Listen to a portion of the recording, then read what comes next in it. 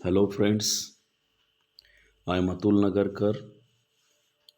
We will see here final multiple choice questions of communication skills. This video is very useful for UGC NET and SET examinations for paper 1 and 2 also. So we will start here. Question number 1. Which of the following is not a style of communication? And options are the relator, the socializer, the distributor, and the director. Here, the distributor is the answer. The distributor is not a style of communication, but the relator, the socializer, the director, these are the styles of communication, but the distributor is not the style of communication. Question number 2, and the question is, to be a good communicator, it is important to be a good listener. अगर आपको अच्छा communicator बनना है तो आपको एक अच्छा श्रोता बनना होगा. Question number 3, which one of the following is a cultural barriers? तो नीचे जो बैरियर्स दिए हैं उसमें से कल्चरल बैरियर कौन सा है यह हम देखेंगे. और आंसर है miscommunication because of diverse culture. ये जो कल्चर में डाइवर्सिटी होती है, विविधता होती है, उसकी वजह से जो मिसकम्युनिकेशन होता है उसे ही कल्चरल बैरियर कहते हैं. Next question, question number 4, what should you not do in conversation? Conversation करते समय आपको क्या नहीं करना चाहिए? दूसरों को इंटरप्ट नहीं करना चाहिए, गेट पर्सनल, व्यक्तिगत रूप से उसे लेना नहीं चाहिए कॉन्वर्सेशन को. तीसरा जो ऑप्शन है, speak without thinking of the context, आशय को ध्यान में रखकर ही आपको बोलना है. तो तीनों भी है, इस वजह से आंसर है all the above, not do in conversation. तो कॉन्वर्सेशन करते समय ये कुछ बातें, दूसरों को इंटरप्ट नहीं करना है, पर्सनल नहीं लेना है और आशय को ध्यान में रखकर ही बोलना है. तो यह बातें you should not do in conversation. All the above is the answer. Question number 5, question is, language barriers occurs when we communicate with people who are not familiar with our expressions, slang or jargon. Language barriers जो होते हैं, जो बोलते समय भाषा के अड़थड़ा या उसे रुकावटें कह सकते हैं, तो वह कौन कौन सी होती है, ऐसा यह वाक्य है. उसमें आपके हाव भाव यानी एक्सप्रेशंस, स्लैंग जो आपकी बोली भाषा है, उससे अगर वो फैमिलियर नहीं होगा तो वो लैंग्वेज बैरियर हो सकता है, ऐसा यह वाक्य है और यह सत्य भी है. That is why true is the answer. Question number 6, question is, emotional barriers have nothing to do with fear, mistrust, misgivings, and suspicion of others. यह वाक्य फॉल्स है. वाक्य क्या है emotional barriers have nothing to do with fear. अगर emotional barrier है आपके communication में तो वह सामने वालों की बातों पर ट्रस्ट नहीं करता है, विश्वास नहीं दर्शाता है। मिसगिविंग एंड सस्पिशन ऑफ अदर्स, तो यह साशंक रहता है दूसरों की बातों पे। तो यह इमोशनल बैरियर का बहुत बड़ा प्रभाव होता है कम्युनिकेशन में। इस वजह से यह फॉल्स सेंटेंस है।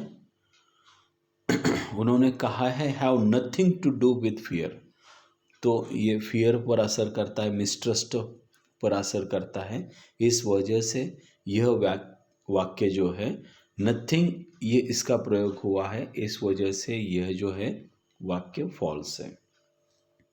इमोशनल बैरियर असर करता है। Next question, question number 7। Aggressive behaviour is a forceful way of doing things without caring about the feelings of others. Aggressive behavior is the forceful way of doing things without caring about the feelings of others. Aggressive behavior जो वर्तन होता है, जो आक्रामक होता है, वह दूसरों की फीलिंग्स को इतना समझ नहीं पाता है। तो यह वाक्य भी बिल्कुल ट्रू है, सत्य है। Next question is, social skills cannot be taught, practiced and learned. Social skills को आप सिखा सकते हैं, प्रैक्टिस कर सकते हैं, उसको सीख सकते हैं। तो यहाँ cannot be taught ऐसे लिखा है, तो इस वजह से जो है यह वाक्य फॉल्स है और यही उसका आंसर है। हाँ, अगर यह वाक्य social skills can be taught ऐसा लिखा होता तो यह ट्रू होता, लेकिन ये can not be taught, practised and learned ऐसे लिखा है, इस वजह से यह उत्तर है false. Next question, social skills are the skills we use to communicate and interact with each other both verbally and non verbally through gestures, body language and our personal appearance. This is also true sentence. सामाजिक कौशल्य वह कौशल्य है उसमें आप शाब्दिक, अशाब्दिक, आपके हाव भाव, आपका जो पहराव, इन सब का उपयोग होता है और यह वाक्य जो है बिल्कुल ट्रू है। Question number 10, developing social skills is about being aware of how we communicate with others. तो सोशल स्किल्स को अब जब डेवलप करते हैं तो वह किसके बारे में होता है? तो being aware of how we communicate with others, तो यह वाक्य भी बिल्कुल ट्रू है। जैसे हम वार्तालाप या कम्युनिकेशन करते समय, दूसरों के साथ कम्युनिकेशन करते समय हम अपना जो है सोशल स्किल जो है वो डेवलप करते हैं। यह वाक्य बिल्कुल सही है, ट्रू है। Question number 11, relating with people and being able to work in large groups naturally develops once communication skills. This is also true sentence. Relating with people and being able to work in large groups naturally develops one's communication skill. बहुत बड़े group के साथ जब आप काम करते हैं, अनेक लोगों से आप मिलते हैं, तो आपका कम्युनिकेशन स्किल जो है वो डेवलप हो जाता है। यह वाक्य बिल्कुल सत्य है। अगला प्रश्न देखेंगे, question number 12, it is rare that an individual can remain isolated in their office and still excel in their job. True है। यह कभी मतलब इट इज़ रेयर, मुझे बहुत ही कम ऐसे पाया जाता है जो कि व्यक्ति दूसरों में घुल मिल नहीं जाता है, फिर भी वह अपने जॉब में एक्सलेंट होता है। ऐसा कभी कभी होता है, मतलब हर बार क्या होता है कि जो व्यक्ति अनेक व्यक्तियों के साथ अपने ऑफिस में घुल मिल जाता है, उसका जो है उसका जॉब जो है, उसका जॉब में वह एक्सेलेंट भी होता है।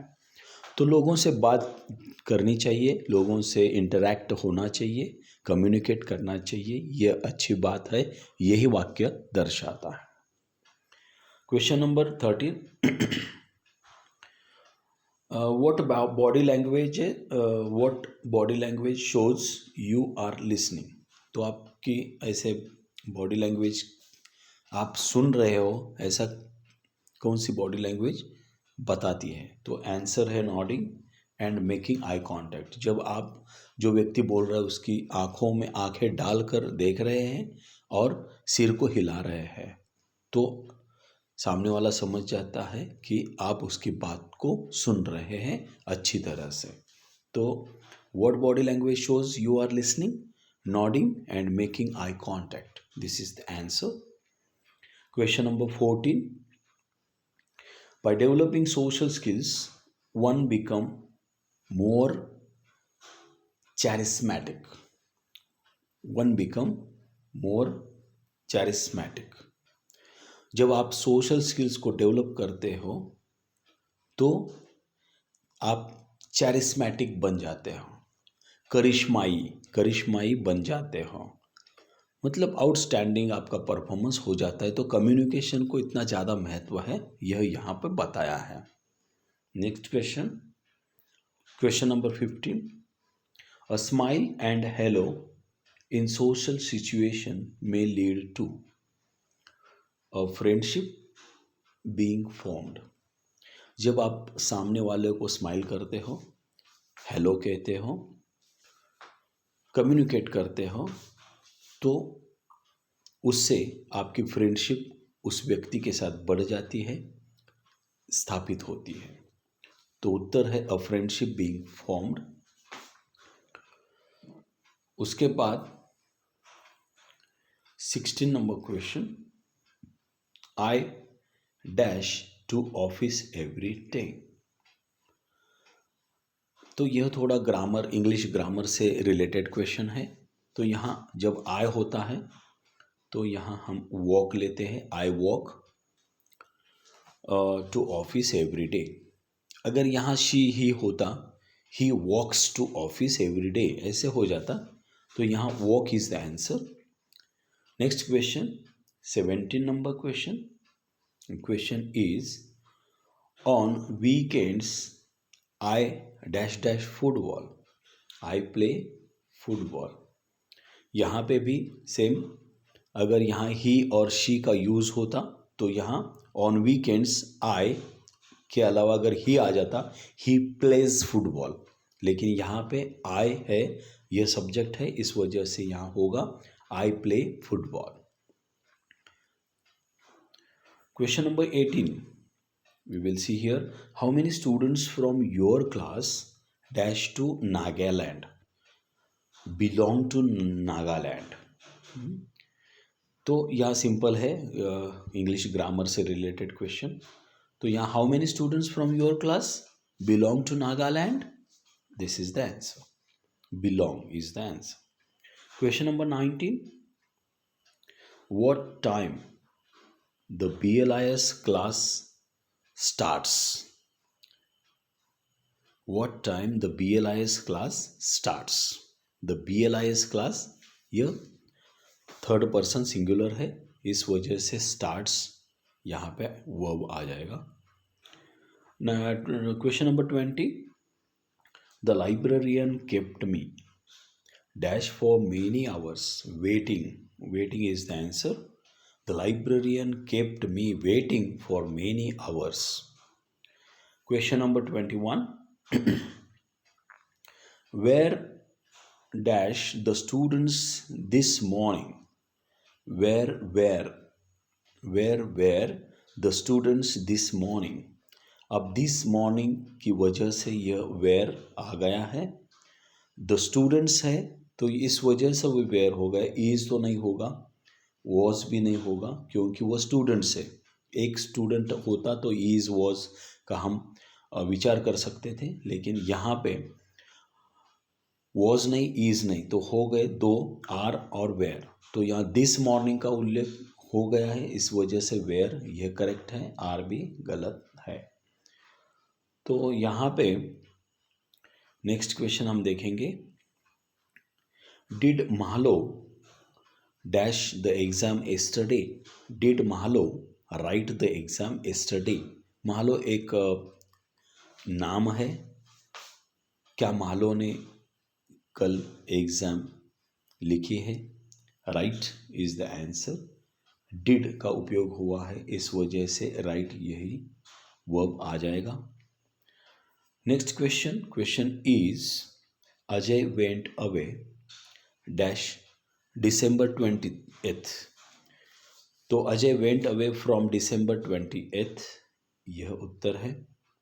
Next question we will see here, and the question, dash milk did you drink? How much milk did you drink? This is the answer. Question number 25, communication can not be learned. Communication can be learned, communication को आप सीख सकते हैं। तो can not इसका उपयोग हुआ है, इस वजह से this sentence is false. Question number 26, which of this is the greatest means of conveying information? तो writing, words, signs, pictures, these are the options, but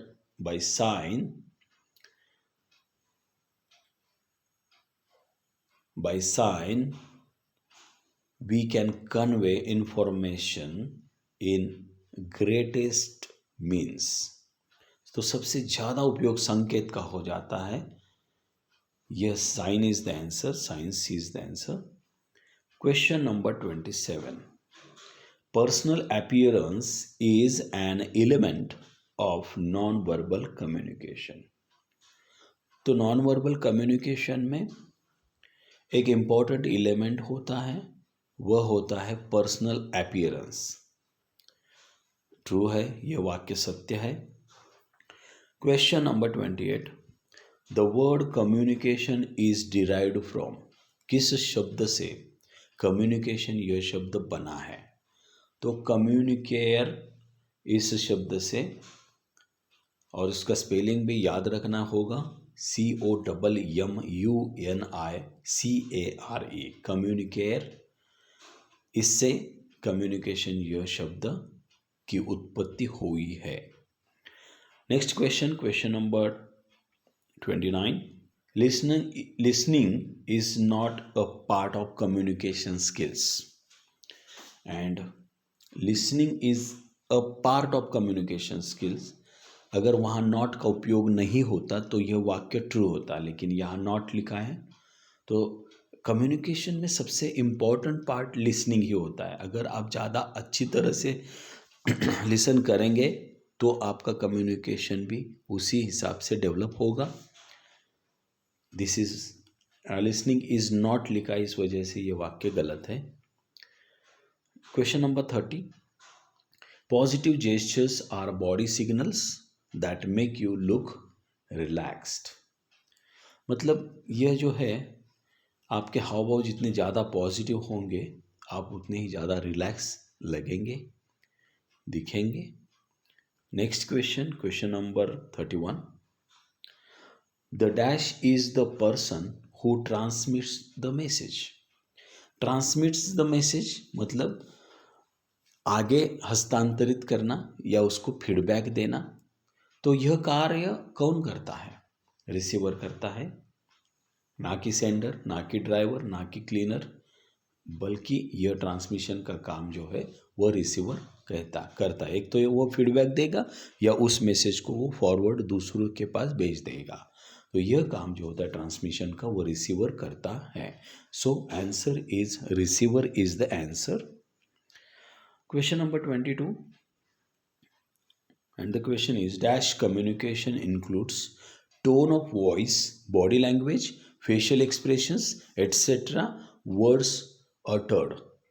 तो यह सब जो है फेशियल एक्सप्रेशंस, बॉडी लैंग्वेज, ये सारा जो है non verbal communication includes tone of voice, body language, facial expressions etcetera words uttered. तो non verbal is the answer. Question number 33, तो यह है Aying Beni dash in Wokha with her mother Mong Sulo. तो यह नाम है लिव्स इन वर्खा। तो लिव्स यह उत्तर है। Ing Beni lives in Okha with her mother Mong Sulo. यहाँ जैसे शब्द ये डिफ़िकल्ट शब्द लग रहे हैं, लेकिन यहाँ कोई घबराना नहीं है। यह बस चाइना जापान ये जो देश है यहाँ के नाम है। हमें यह देखना है कि यहाँ लिविंग आता है, लिव्स आता है, लिव्ड आता है, लिव। तो एंग बेनी जैसे कि थर्ड पर्सन सिंगुलर है, Atul runs, Atul lives, Suresh lives, वैसे ही एंग बेनी लिव्स इन ओखा। वोखा यह प्लेस का नाम है, तो इस वजह से लिव्स यह आंसर है।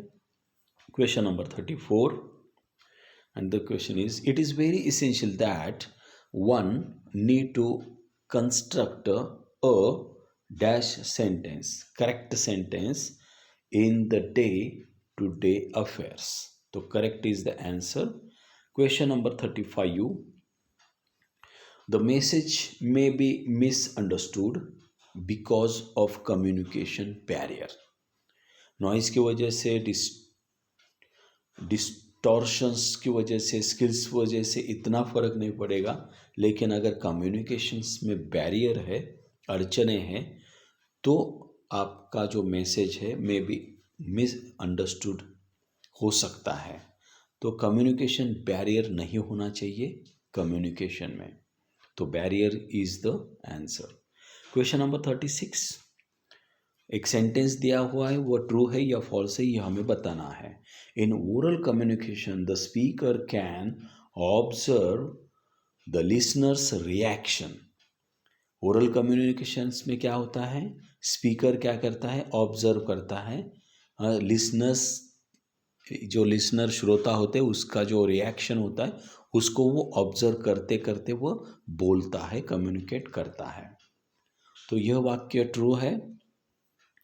क्वेश्चन नंबर 37, डॉक्टर वाटी had obtained his PhD degree from university of Hyderabad at around in, यह नहीं होगा, फ्रॉम यूनिवर्सिटी ऑफ हैदराबाद ऐसे हम उसे कह सकते हैं, फ्रॉम का यूज़ हम यहाँ पे करेंगे। Question number 38, Sameer and Jantung have been best friends since college days. Since college days, तब से ये दोनों एक दूसरे के मित्र हैं कॉलेज के दिनों से, since college days. Question number 39, a group discussion is normally a formal discussion involving an invited group of participants. True? तो ग्रुप डिस्कशन जो है नॉर्मली ये फॉर्मल डिस्कशन होता है और वहाँ पे ग्रुप पार्टिसिपेंट्स होते हैं। यह वाक्य ट्रू है। Question number 40, in a group discussion make sure that your contributions are focused on the given topic। तो जब आप ग्रुप डिस्कशन में पार्टिसिपेट करते हो तो आपका फोकस होना चाहिए, आपको दिया हुआ टॉपिक जो है उस पे होना चाहिए। ट्रू है, यह वाक्य भी सत्य है। Question number 41, in which method of communication can body language be seen face to face. तो फेस टू फेस कम्युनिकेशन में बॉडी लैंग्वेज को अक्सर उसका जो परिणाम अच्छा होता है, बॉडी लैंग्वेज का अच्छा यूज़ होगा तो अच्छी बात होगी। ईमेल में, ब्लॉग में, पोस्चर्स में आपको बॉडी लैंग्वेज दिखेगी नहीं, लेकिन फेस टू फेस कम्युनिकेशन में आपकी बॉडी लैंग्वेज का असर होता ही है। Question number 42, which one of the following is to be avoided in an effective speech। effective speech में आपको यह अवॉइड करना है। क्या अवॉइड करना है? Lack of interest. मतलब ऐसा नहीं है कि आप जिस टॉपिक पे बोल रहे हो और आप कह रहे हो कि मुझे इस टॉपिक में इंटरेस्ट ही नहीं है, ऐसा बिल्कुल भाषण करते समय बोलना नहीं है। तो lack of interest is the answer. Question number 43 we will see here. The aggressive communication style is emphasized by speaking in a loud and demanding voice, maintaining intense eye contact, and dominating others. This sentence is also true. फिर से देखेंगे। The aggressive communication style, मतलब जो aggressive communication का style है, आक्रामक style बोलेंगे उसे। इसमें एम्फसाइज्ड किस बात पर प्रभाव होता है? By speaking in a loud and demanding voice. मतलब जो आपकी बात उस तक पहुंचाने के लिए आप इंसिस्ट करते हो, जोर देते हो, और आपकी आवाज़ जो है वह ऊंची होती है। और क्या होता है? Maintaining intense eye contact. और आप बात करते समय सामने वालों के सामने जो आपकी बात सुन रहा है उसके आई, मतलब आँखों में आँखें डालकर आप बात कर रहे होते हैं। And dominating others. और आप जो है जिसको बोल रहे हो उसको डोमिनेट करते हो। तो यह सारा हो जाता है अग्रेसिव कम्युनिकेशन में। इस वजह से वाक्य जो है ट्रू है, सत्य है। Next question is question number 44. Social skills are important because they are the foundation for having positive relationships with people.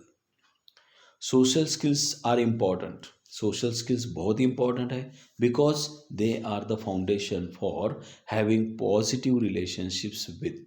अगर आपके पास सोशल स्किल्स है तो आप एक अच्छी रिलेशनशिप बना सकते हो लोगों के साथ। So people is the answer. Question number 45. And the question is, classroom teaching is an example of public speaking.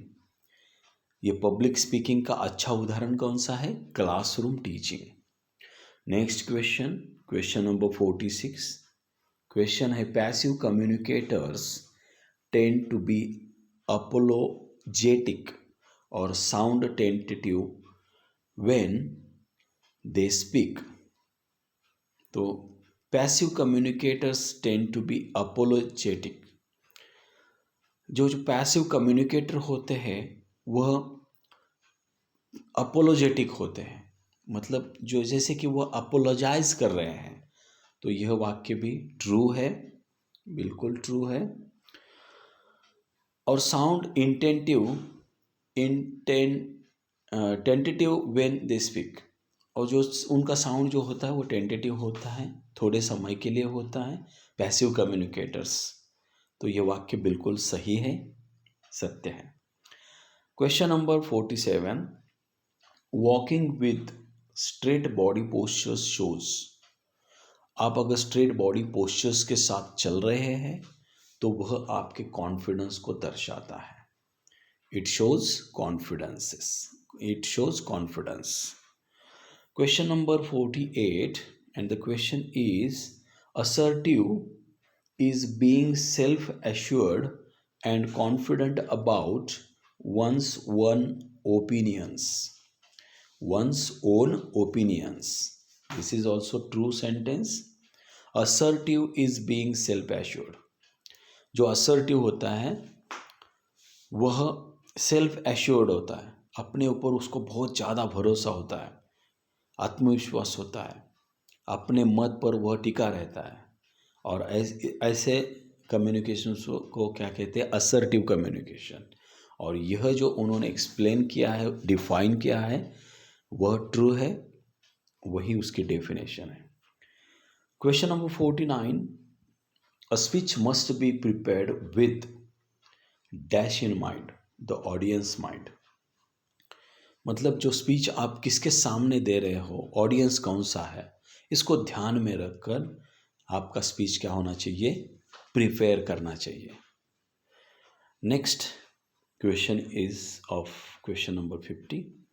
Communication is a part of dash skills. तो बहुत ही अच्छा और बेसिक फंडामेंटल क्वेश्चन है ये. Communication is a part of soft skills. बहुत जगह पे ऐसे होते हैं सॉफ्ट स्किल्स हमें डेवलप करने हैं, हमें सॉफ्ट स्किल्स डेवलप करने हैं, लेकिन सॉफ्ट स्किल्स में मुख्य जो पार्ट होता है वह कौन सा होता है? तो वह कम्युनिकेशन होता है. सॉफ्ट स्किल्स डेवलप करना है यानी कम्युनिकेशन को आपको डेवलप करना है, मुख्य पार्ट. हाँ, सॉफ्ट स्किल्स में और बहुत सारी बातें हो सकती हैं, या कम्युनिकेशन में बॉडी लैंग्वेज है, पोस्चर है, passive communication, active communication, verbal communication, non verbal, बहुत सारे हैं. लेकिन सबसे इम्पोर्टेंट क्या है? Communication is a part of soft skills. Question number 51 and the question is dash enhance your ability to understand better and make you a better communicator. And listening is the important factor. So listening is the answer. Listening enhance your ability. तो listening क्या करता है? आपकी ability को enhance करता है, वृद्धिंगत करता है. To understand better and make you better communicator. आप बातों को समझ भी लेते हो अच्छी तरह से और आपको एक अच्छा कम्युनिकेटर भी, वह लिसनिंग आपको अच्छा कम्युनिकेटर बनाता भी है. तो यहाँ पे लिसनिंग एनहांस योर एबिलिटी, यह हमें ध्यान में रखना है. Listening is the answer. Question number 52 and the question is the three major elements of the presentation do not include presenter खुद को उन्होंने 3 मेजर एलिमेंट में लिया नहीं है, बल्कि an audience, specific content, visual aids, इन तीनों को 3 major elements of the presentation में लिया है, लेकिन प्रेजेंटर जो है इसको नहीं लिया है. The 3 major elements of the presentation do not include presenter. Question number 53 types of words used for verbal communication, and answer is simple.